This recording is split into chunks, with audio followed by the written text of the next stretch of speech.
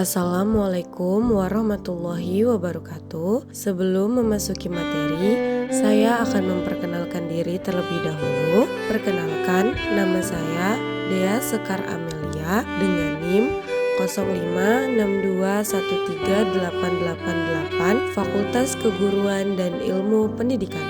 Program studi S1 Pendidikan Kimia UPBJJ Universitas Terbuka Medan. Di sini saya akan menjelaskan materi tentang perkembangan Pancasila dalam konteks sejarah dari masa ke masa. Dimulai dari Pancasila sebagai dasar negara dan ideologi bangsa mengalami penafsiran dan penerapan yang berbeda-beda seiring perubahan rezim politik di Indonesia. Perkembangan Pancasila sebagai ideologi dan dasar negara didorong oleh dua faktor utama. Yang pertama, kebutuhan internal yang menyatukan keberagaman bangsa, dan kedua, tantangan eksternal yaitu ancaman ideologi asing dan perubahan politik. Lalu, Pancasila mengalami perubahan dari masa ke masa. Berikut penjelasan tentang perkembangan Pancasila dari masa kemerdekaan hingga sekarang. Dimulai dari masa awal kemerdekaan atau masa revolusi fisik pada tahun 1945 sampai 1950. Sebagai pemersatu bangsa dan penangkal ideologi ekstrim atau komunisme dan negara Islam, Pancasila diakui sebagai dasar filosofis negara, tetapi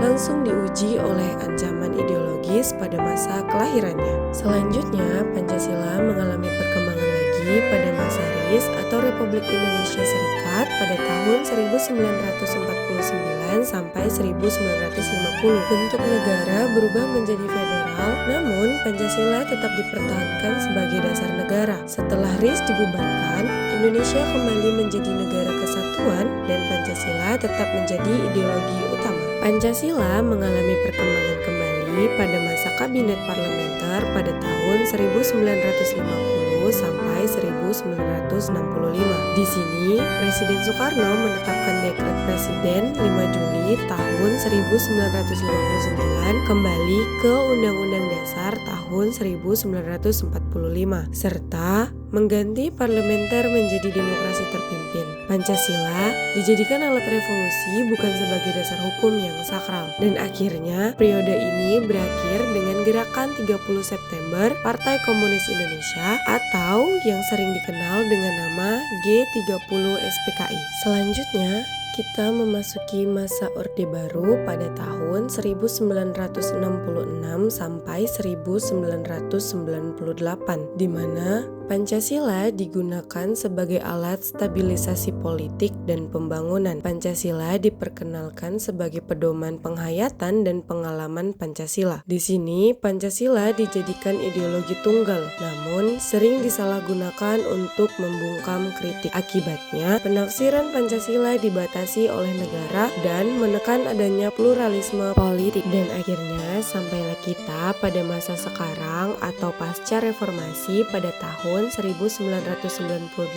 hingga sekarang. Di sini, Pancasila berhasil ditegakkan kembali sebagai dasar negara yang sah dengan semangat keterbukaan dan demokrasi. Pancasila ditekankan pada penguatan demokrasi, hak asasi manusia, dan kebebasan berpendapat, serta munculnya berbagai upaya revitalisasi nilai-nilai Pancasila di kalangan generasi muda. Adapun peristiwa paling penting dan berdampak besar terhadap perubahan serta penafsiran Pancasila dan menjadi salah satu peristiwa paling kejam yang pernah terjadi di Indonesia, yaitu peristiwa Gerakan 30 September Partai Komunis Indonesia atau yang terkenal dengan nama G30 SPKI pada tahun 1965.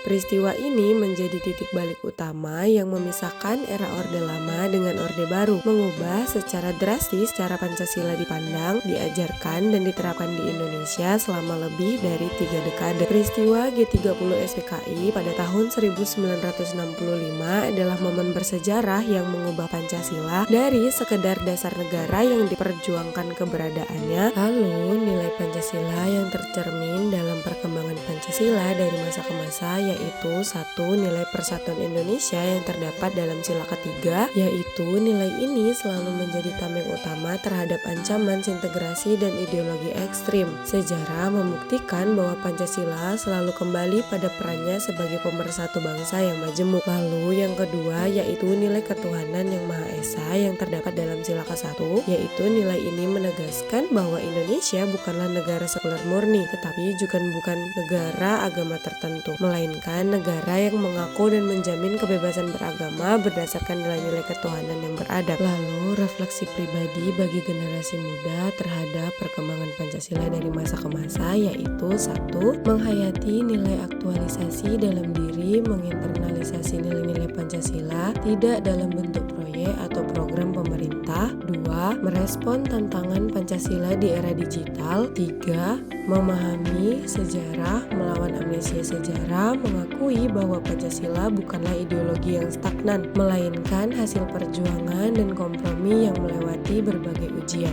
Kita masuk ke dalam sesi terakhir, yaitu kesimpulan. Sejak kelahirannya pada tahun 1945 hingga era reformasi, Pancasila selalu dipertahankan sebagai dasar negara dengan ideologi bangsa Indonesia. Namun, dinamika politik di setiap era telah memengaruhi interpretasi dan penerapannya. Pancasila adalah ideologi terbuka yang harus mampu beradaptasi dengan perkembangan zaman sambil tetap mempertahankan nilai-nilai luhurnya sebagai pemersatu bangsa yang pluralistik. Sekian penjelasan saya tentang perkembangan Pancasila dari masa ke masa. Saya akhiri. Assalamualaikum warahmatullahi wabarakatuh dan thank you for watching.